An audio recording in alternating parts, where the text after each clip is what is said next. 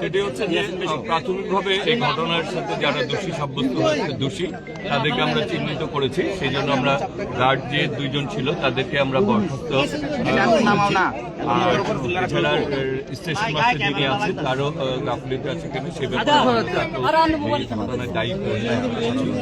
আর আমরা তদন্ত কমিটি গঠন করা হয়েছে, একটি বিভাগীয় আর একটা জোনাল।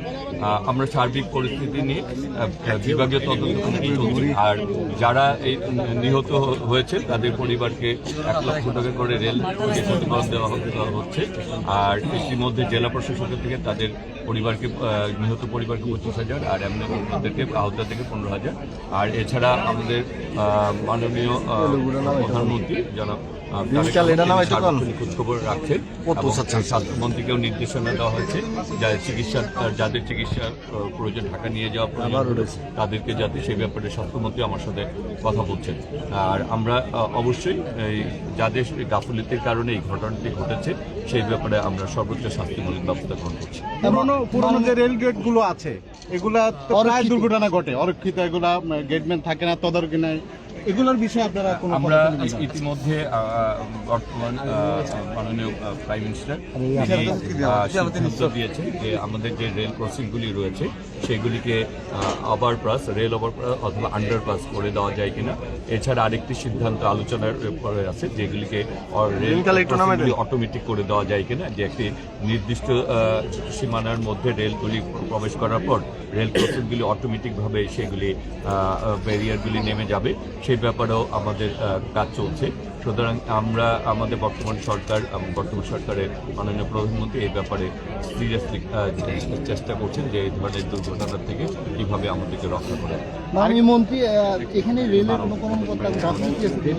আমি আপনাকে প্রথমেই বলেছি যে 2 জন রেল কর্মকর্তার গাফিলতি আমরা পেয়েছি, তাদেরকে আমরা ইতিমধ্যে তাদেরকে বরখাস্ত করা হয়েছে এবং স্টেশন মাস্টার যিনি আছেন তারও ব্যাপারেও আমরা ব্যবস্থা গ্রহণ করছি।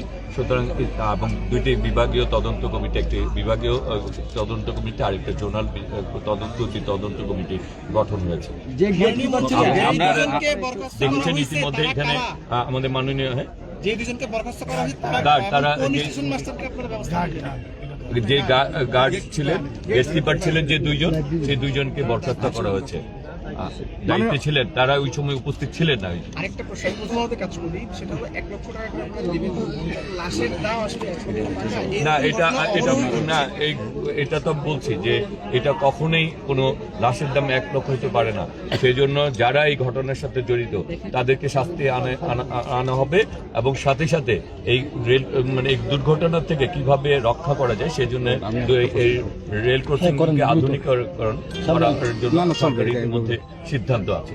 মাননীয় মন্ত্রী, যে রেল দুর্ঘটনা ঘটলে আমরা দেখি উদ্ধার কাজটা খুবই দেরি হয়। যেমন এখানে দুর্ঘটনা ঘটেছে, উদ্ধারকারী ট্রেন এসছে আখাউড়া থেকে, অর্থাৎ ব্রাউনবাড়িয়া থেকে, অনেক দূর থেকে একটা উদ্ধারকারী ট্রেন এসে উদ্ধার করে দেখা যায় ঘন্টার পর ঘন্টা যাত্রীরা দুর্ভোগ হতে হয়। উদ্ধারের বিষয়ে আপনাদের কোনো যুগ বা আধুনিক কিছু করবেন কিনা? জি, আমরা আসলে সেই ব্যাপারে আমাদের এর মধ্যে আমাদের সিদ্ধান্ত হয়েছে যে আমরা কিছু রিলিফ ট্রেন আরো কয়েকটি 4টা কিনা হবে যাতে উদ্ধার কাজ খুব দ্রুত করা যায়। আর কেউ বলবেন? আচ্ছা, আমরা যে বিষয়টি কুমিল্লা রেলপথে অর্ধশতাধিক অরক্ষিত রেল ক্রসিং আছে। অনেকবারই আপনার 5 আগস্টের আগেও অনেক দুর্ঘটনা ঘটেছে, 5 আগস্টের পরও ঘটেছে, কিন্তু এগুলা আশার বাণী শোনার পরও কিন্তু এইগুলা রেল কর্তৃপক্ষের থেকে কোনো তনক নড়ে না। মানুষ মারা গেলে কিন্তু এটা একটা সরাসরি বলে, কিন্তু কোনো রকমের কার্যক্রম হয় না। এই বিষয়টা আপনি কি দেখবেন? যে ইতিমধ্যে আমাদের এই সরকার এসেছে মাসখানেক, এর মধ্যে কিন্তু আমাদের মাননীয় প্রধানমন্ত্রী কিন্তু সিদ্ধান্ত দিয়েছেন কোন অ্যাক্সিডেন্ট ঘটার আগেই যে রেল ক্রসিংগুলিকে আধুনিকায়ন করা এবং সেগুলিকে আন্ডারপাস ওভারপাস করার সিদ্ধান্ত। এই সিদ্ধান্ত কিন্তু আজকে এখন এই ঘটনা ঘটার পরে না, আগেই সিদ্ধান্ত হয়েছে। তার মানে কি আমাদের সরকার এটি নিয়ে গুরুত্ব সহকারে চিন্তা ভাবনা করছেন এবং বাস্তবায়নের চিন্তা ভাবনা। আচ্ছা, যারা নিহত হয়েছে তাদের পরিবারের যে আপনাদের রেলপথ মন্ত্রণালয়ের পক্ষ থেকে দিয়েছেন, তাদের পরিবারকে 1 লক্ষ করে টাকা ক্ষতিপূরণ দিব। আর এছাড়া জেলা প্রশাসন থেকে ইতিমধ্যে করে এবং আহতদেরকে 15,000 টাকা করে দেওয়া হচ্ছে। একটা প্রশ্ন ছিল, মহাসড়কের কথা বলছিলেন যে সবার পরিচয় নিশ্চিত করা গেছে কিনা?